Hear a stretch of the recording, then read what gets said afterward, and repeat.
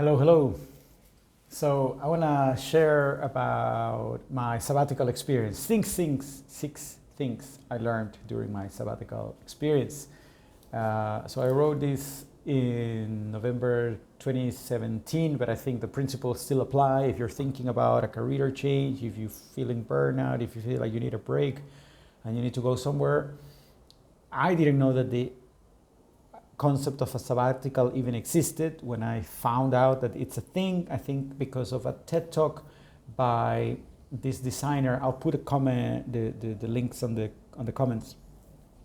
Stefan something, and he's talking about how every 7 years he took a year off to have an inspiration, and then suddenly I realized, it's okay to take a break. It's fine. So anyway, here's the story. Earlier this year, 2017, I took a 6-month sabbatical to reconnect with myself and re-energize. Last time I took more than a couple of weeks off was back in 2011, back when I did my yoga teacher training, which I told you about in a different episode, I think the first episode. It was time for a break. I spent, I haven't gone deeper. So I was burnout. I worked at Google for 2 years. I was trying to prove my worth. I think I was overcompensating. I had imposter syndrome and I was working all the hours. I was really trying to achieve something, and I didn't see my efforts pushing the needle in any way.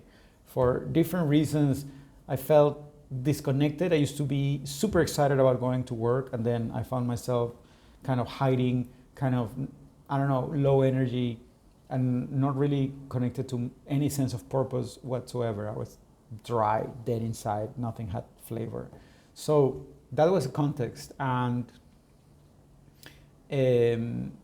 so I think the premise was that what I remember I told myself and others was, look, I don't know what to do. I know I need to stop. Yeah. Because I don't know what to do. And even if I knew what I need to do next, I don't think I would have the energy to do it. So I think resting, it's what I need to do. So I decided to go to Bali for 2 months, and I just spent the time surfing, reading, writing, doing yoga. I also did a 10-day silent retreat, meditation retreat in Thailand, a Vipassana. I took a Spirulina growing course in India in Madurai with the Spirulina Nutritech Foundation. And then I spent almost 3 months in Lisbon exploring a potential new life. So there were so many things I learned during this process for many people, but here are a few things that I learned from the overall experience of taking time off. So number 1, traveling strips down the ego layers. So going away is an inter-experience. It removes all these external reference points that often gives us the sense of identity. So goodbye to your job titles, to your routine, to this idea of the kind of places you like to go to for brunch and stuff like that. Forget about your clothing style, your social circle, your agenda. All those things are gone, and you start seeing a purer version of yourself. Go to a place where nobody knows you, nobody knows your name. They cannot fit you socio-economically. It's just like, shorts and a t-shirt. So you could be anybody, right? And that helps us adopt a beginner's mind once again, to become humble, go to a place where we don't know the language, and even we start wearing our body differently. Body posture, the speed of movement, whether you're in a place where you wear shoes or not, if you need a motorbike or not, suddenly your whole routine changes. So I went from taking the tube in London with many, many layers of clothing to being just, shorts, barefoot, riding a scooter, surfboard kind of vibe. Here's a quote by Pico Iyer from Why We Travel. Travel can be a kind of monasticism on the move. On the road, we often live more simply, with no more possessions that we can carry, and we surrender ourselves to chance. That is what Camus meant when he said that what gives value to travel is fear, right? It's the potential danger, disruption, in other words, or emancipation from circumstance, and all the habits that behind which we hide. Beautiful. All right, amazing. Watch his TED Talks, by the way. Shout out to Pico Iyer, amazing guy. All right, second lesson. The universe talks to us through the people we meet. I love this one. The sabbatical began a few months before I took off. I was getting burnout. I felt disaligned. I went back to meditation, to yoga, trying to see my life coach, seeing my life coach, and trying to learn more about different spiritual teachings. Suddenly, synchronicity started appearing. I started meeting people who had changed their life or their path through some kind of holistic practice or spiritual technique. And first, I learned about the medicinal plants from a fashion designer. How did that happen? I learned about energy and Huna, Hawaiian shamanism, from an NLP coach, and he prepares people to give speeches and stuff like that. And later on, I learned about breaking negative patterns through NFT and tapping. This is on the previous episode, Huna, talking about clearing our shit and rewiring our all patterns. I learned about writing letters to the universe through the owner of Soma Cafe in Bali. He told me how he manifested his dream life, and he told me he wrote this letter to the universe describing to minuscule details his life in every single aspect. And then he rewrote it and summarized it and turned it into like a 9-page document. I came across a wonderful story about how Steve Jobs had been influenced by the things on the other side of conventional reality. Again, the serendipity happened. I saw a post of my friend Akash Shukla from Google, I think a selfie with Ellen Petrie-Lees, who teaches at Stanford, teaches, I think, something like the science of happiness. And there was a Medium article about Steve Jobs' spiritual library.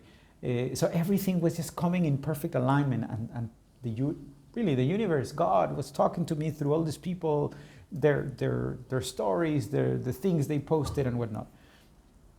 So everything seems to be saying you're on the right path, and here are the dots, right?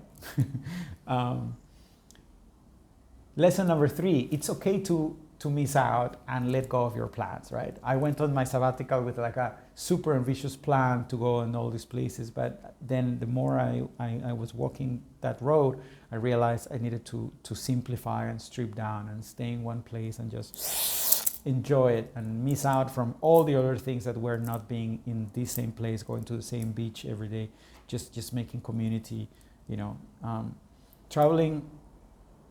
It says it's okay to miss out and let go of your plans. The traveling experience can be easily soiled by wanting to see too much and packing up your itinerary. In Bali, I had what I thought it was like a fairly simple plan: stay in a different place each week for the first month, and then go back and spend maybe like the whole month in the place that was my favorite.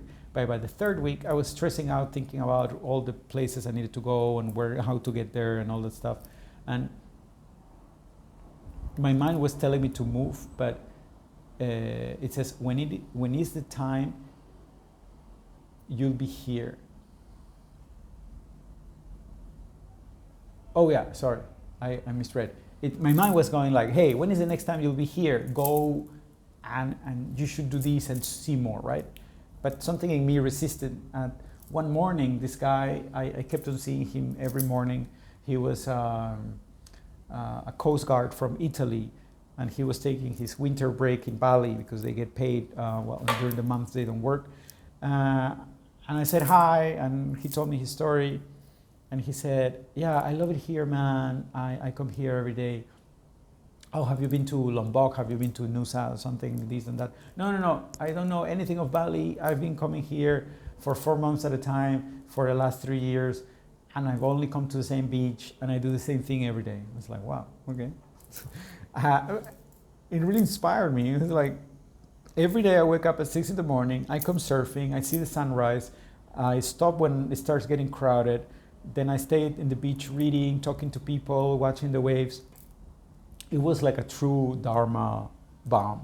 It was just like happy to live this life on repeat, a bit like Groundhog Day type thing, but from a blissful perspective. And this inspired me to completely let go of my plans and just stay there. And actually, I kind of like follow the step of the guru, right? I think he's onto something. And I just woke up early, went surfing, rested, read, had some nasi goreng or whatever, talked to people, chilled, went to a yoga class later, and then had fun in the evening with some friends or dinner or a date or whatever. So a good traveler, says Lao Tzu, has no fixed plan, and it is is not intending on arriving by any way. Lao Tzu, the way of life. So the next lesson, living is the most difficult part.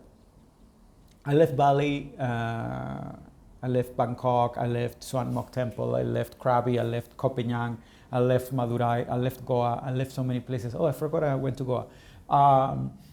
And the most difficult thing is to say goodbye, because people really are beautiful. The people that you meet along the way, they always give you something, whether it's a tip on where to go next, or how to get to your destination, a bowl of food, or just like a beautiful, meaningful piece of advice.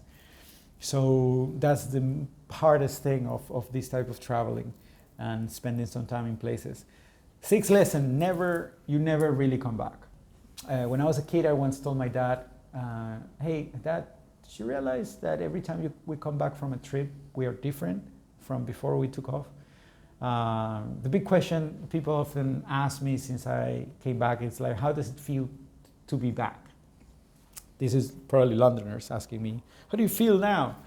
And my canned response was, oh, I'm still figuring out. I mean, I was still figuring out. So I would say, oh yeah, it's great to be back, but I didn't feel like the same person. I don't think I stopped being the same person before that trip, and I open up to who I am now, and I continue to evolve into this guy. I kind of saw my future self in a deep meditation, so I'm still trying to be that guy. Anyway, maybe it has to do with the fact that I kept my love affair with Lisbon going, and I kept on going back. Maybe it's something to do with developing new habits, finding new clarity. I don't know. It's just like being back felt more like a new stage of the journey rather than revisiting my old familiar place, which was London at the time, with fresh eyes.